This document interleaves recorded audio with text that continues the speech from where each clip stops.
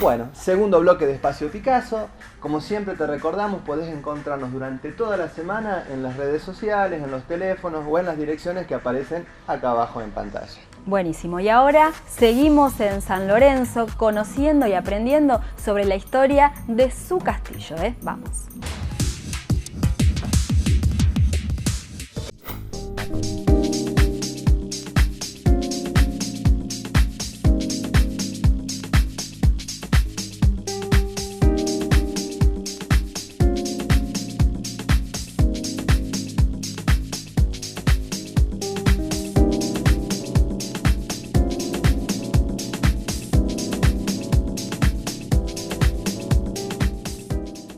¿Te parece que vayamos a conocerlo por dentro? Perfecto. Dale, vamos.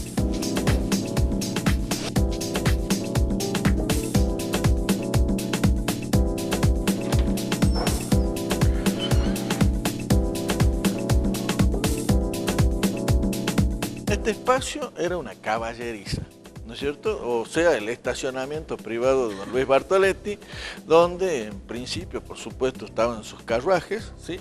Pero luego él tuvo una concesionaria de autos, Ford, ¿sí? Una de las primeras concesionarias en Salta, o quizá la primera, y él tenía un Ford impecable, impresionante, el más grande del momento, ¿no es cierto?, el cual era estacionado en este lugar, ¿sí? Había una escalera acá, una escalera muy amplia, muy llana, que subía hasta el entrepiso, que es donde estaba la entrada principal del edificio.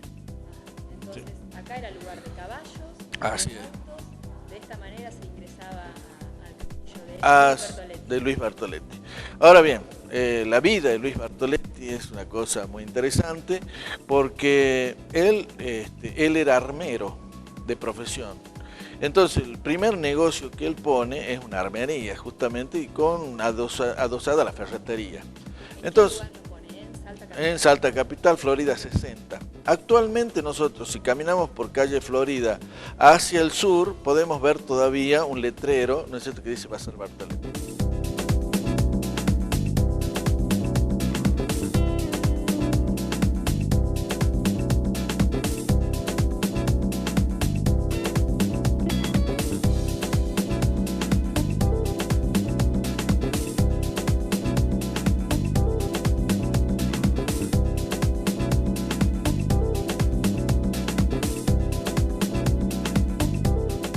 ¿Cuáles son las características, digamos así, especiales del castillo?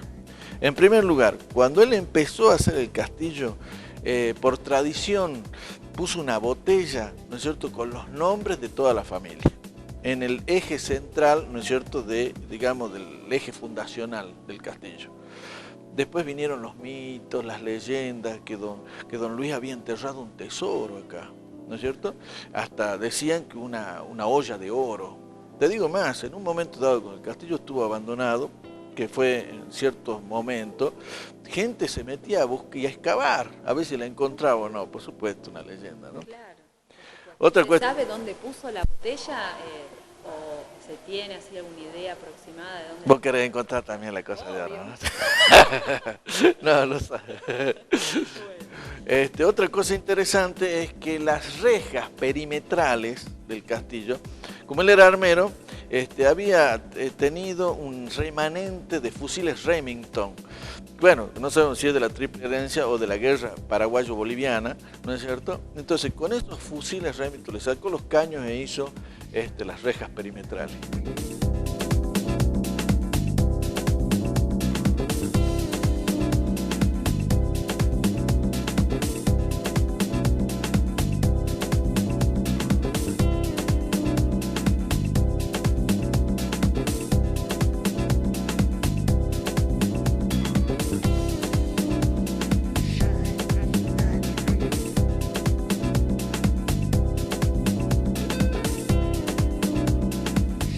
Realizó la construcción. Bueno, don Luigi contrató a un constructor del tiempo, una empresa constructora, que era un gran amigo de él, de apellido Roncaglia. Este hombre hizo la mayor cantidad de construcciones de lo que fue en el tiempo, 1900 en Salta, y tiene una característica esencial este castillo. Primero que todo, se usaron piedras, ¿no es cierto?, que los recogió de la misma quebrada de San Lorenzo y del río Castellano. Estas piedras fueron traídas a mula. Pero lo interesante es que el mismo viejo Luis Bartoletti las picó él, junto con Roncagli y otra gente. Así que vos imaginate, sí, no, la fuerza que alguna fuerza tenían los tanos en ese tiempo, ¿no? Pero claro. Bueno, otra cosa interesante, es la primera vez que se utiliza cemento en Salta. Algo, por supuesto, como te digo, él era muy evolucionado y muy avanzado en su tiempo, entonces se utilizó hierro y cemento, ¿no es cierto?, como una construcción moderna. Esto, digamos, para su tiempo es muy interesante. Estaba innovando en lo que era construcción en aquella época. Así es. Otra cosa interesante también es que también se utilizó dinamita, ¿no es cierto?, para sacar las piedras, ¿sí?, terribles piedras que hay en la quebrada, se utilizó dinamita en la quebrada. Eso también es interesante. Como sí. método de construcción también. Así es. ¿Cuánto tiempo se tardó en...? Y bueno, no estuvo mucho tiempo, fíjate, la obra se hizo, como te digo, como fue ya organizada por un arquitecto, por un constructor, se contrató a mucha gente, ¿no es cierto? La obra más o menos en 5 años estuvo terminada.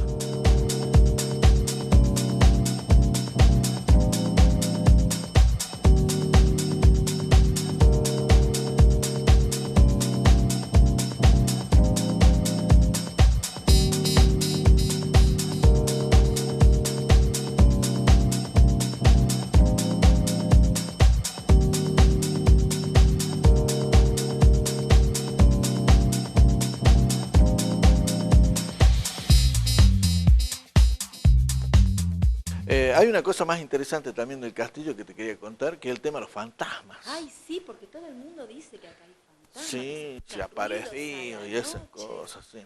Bueno, la leyenda viene porque resulta que, porque yo soy descendiente de Luis Bartoletti, mi madre con un tío mío tenían la costumbre de vacacionar en el castillo. Y una de las cosas que les gustaba muchísimo era asustar a la gente de la zona.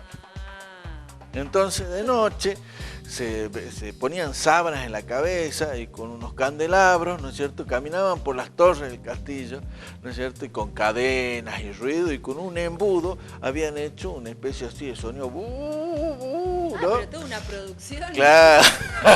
Fantasmagórica. Sí, cinematográfica. Cosa que se empezó a correr que habían fantasmas en el castillo y esto trascendió por los años también. Sí, hasta estos días, ¿no? Se sigue diciendo lo mismo. Y por ahí, bueno, pues ya nadie cree en los fantasmas. Impresionante. Bueno, Sí, en los ñoquis sí, pero en los fantasmas. es otro tema. Bueno, muchísimas gracias. Por José. favor.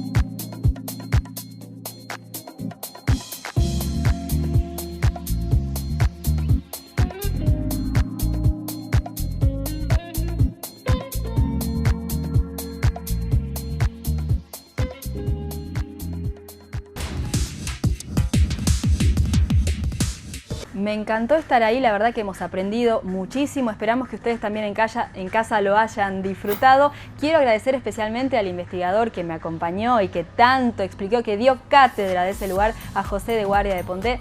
Un beso grande, sos la verdad muy claro, muy simpático, muy agradable y muy generoso por habernos acompañado hasta este lugar. Muchísimas gracias. Bueno, y después de esta gran nota vamos a ver los consejos del día. Fíjate.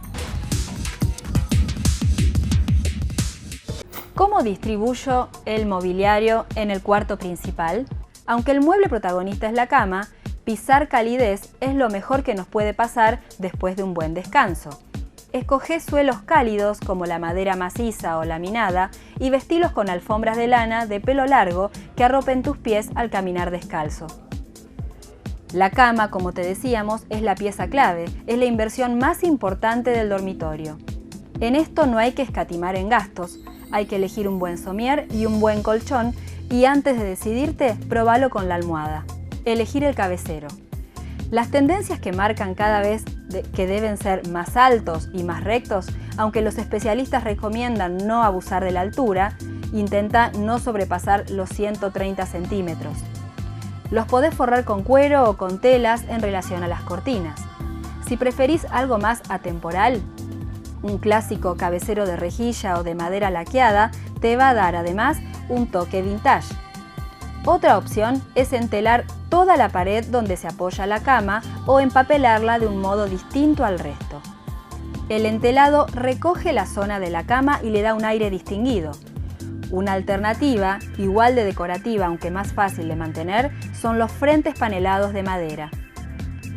Las mesitas de luz. Es fundamental acompañar a la elección de la cama la decisión del tipo de mesa de luz que se dispondrá. Lo más práctico es hacerlas a medida, aunque hoy se pueden encontrar de distintas medidas, incluso de hasta apenas 30 centímetros. La razón es que la iluminación ya no se apoya únicamente en la mesa, sino también en la pared y muchas veces en el propio cabecero de la cama. Crear un vestidor. El confort de un dormitorio está asegurado si cuenta con un buen armario para guardar la ropa con comodidad. Los de pared a pared son los más prácticos, sobre todo si cuentan con altillos en la parte superior. Si tenés espacio, contempla la opción de situarlo tras un tabique para tener más intimidad. También podés integrarlo al baño, si es grande, cerrando la zona de sanitarios y ducha y abriéndolo a la habitación. Vestir las ventanas. Las telas vaporosas con caída, como hilo, algodones o linos, ya sean lisas o con sutiles estampados, son una apuesta segura. En pocos metros, unas caídas a ambos lados o unos estores en tonos claros aportarán más sensación de amplitud.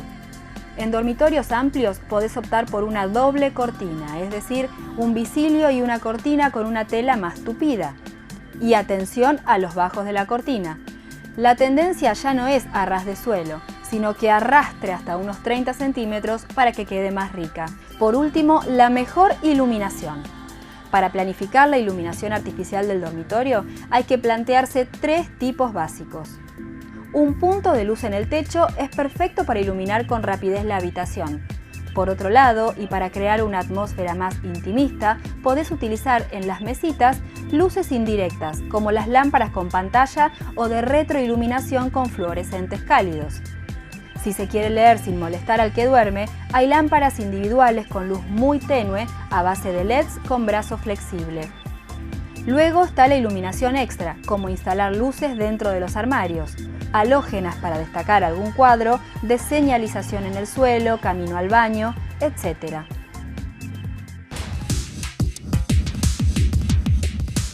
Bueno, y se nos está terminando el programa. Se nos está terminando, esperamos que en casa hayan tomado nota de todos los consejos que estuvimos dando para el cuarto principal.